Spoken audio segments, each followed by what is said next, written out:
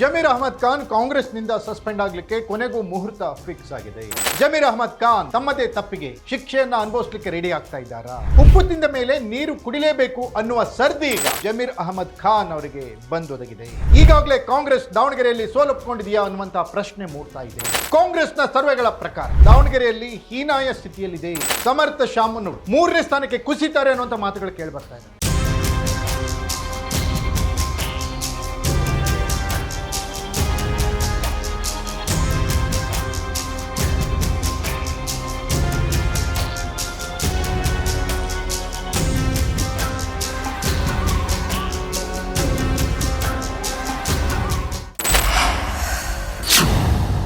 Ladies and gentleman, Zameer Ahmed Khan ಕಾಂಗ್ರೆಸ್ನಿಂದ suspend ಆಗಲಿಕ್ಕೆ ಕೊನೆಗೂ ಮುಹೂರ್ತ ಫಿಕ್ಸ್ ಆಗಿದೆ.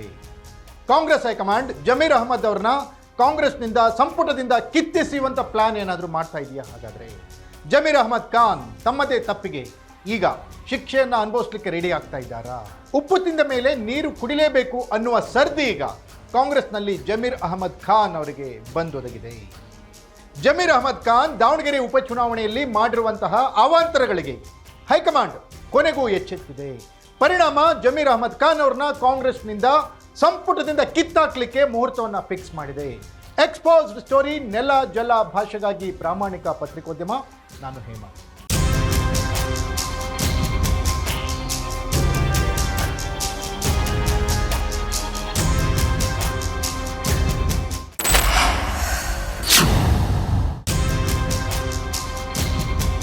ಎಸ್ ವೀಕ್ಷಕರೇ, ದಾವಣಗೆರೆ ಉಪಚುನಾವಣೆ, ಬಾಗಲಕೋಟೆ ಉಪಚುನಾವಣೆ ಮುಗಿದಿದೆ.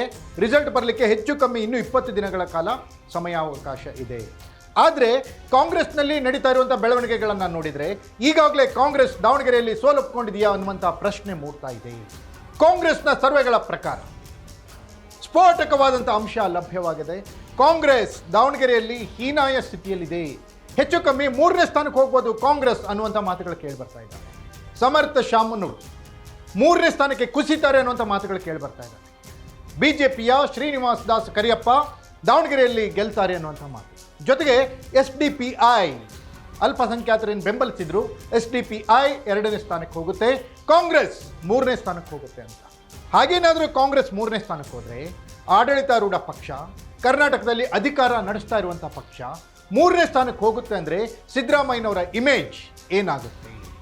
ಹಾಗಾಗಿಯೇ ಇದಕ್ಕೆ ಆಂಟಿಸಿಪೇಟರಿ ಅನ್ನೋ ಥರ ಮುಂಜಾಗ್ರತಾ ಕ್ರಮವಾಗಿ ನಮ್ಮಲ್ಲೇ ಗೊಂದಲಗಳು ಇದ್ದಿದ್ದರಿಂದ ನಾವು ಗೆದ್ವಿ ಹೊರತು ಇದು ವಿರೋಧಿ ಬಿಜೆಪಿಯ ಗೆಲುವಲ್ಲ ಅನ್ನೋದನ್ನು ಬಿಂಬಿಸ್ಕೊಳ್ಳಿಕ್ಕೆ ಕಾಂಗ್ರೆಸ್ ಮಾಸ್ಟರ್ ಪ್ಲಾನ್ ಮಾಡಿದೆ. ಈ ಮಾಸ್ಟರ್ ಪ್ಲಾನ್ ಪ್ರಕಾರ ಜಮೀರ್ ಅಹಮದ್ ಖಾನ್ ಅವ್ರನ್ನ ಸಂಪುಟದಿಂದ ಕಿತ್ತೆಸಲಿಕ್ಕೆ ಅಖಾಡ ರೆಡಿ ಆಗ್ತಾ ಇದೆ.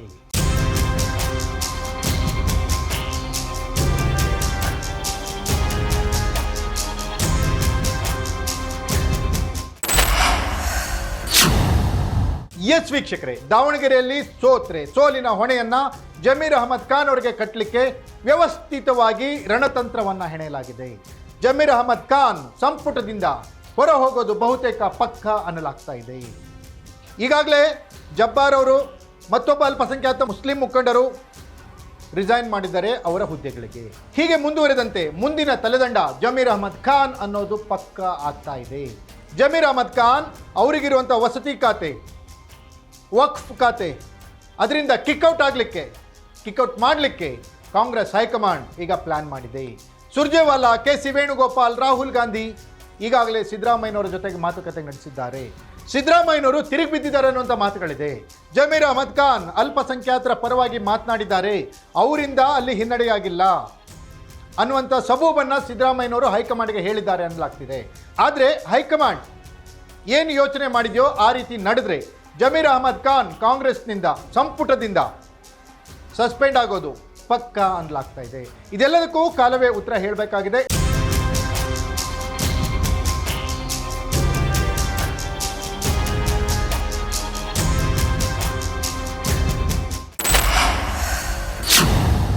ಇದಾಗಿತ್ತು ಎಕ್ಸ್ಪೋಸ್ಡ್ ಸ್ಟೋರಿ. ನೆಲ ಜಲ ಭಾಷೆಗಾಗಿ ನೋಡ್ತಾ ಇರಿ ಫೋಕಸ್ ಟಿವಿ.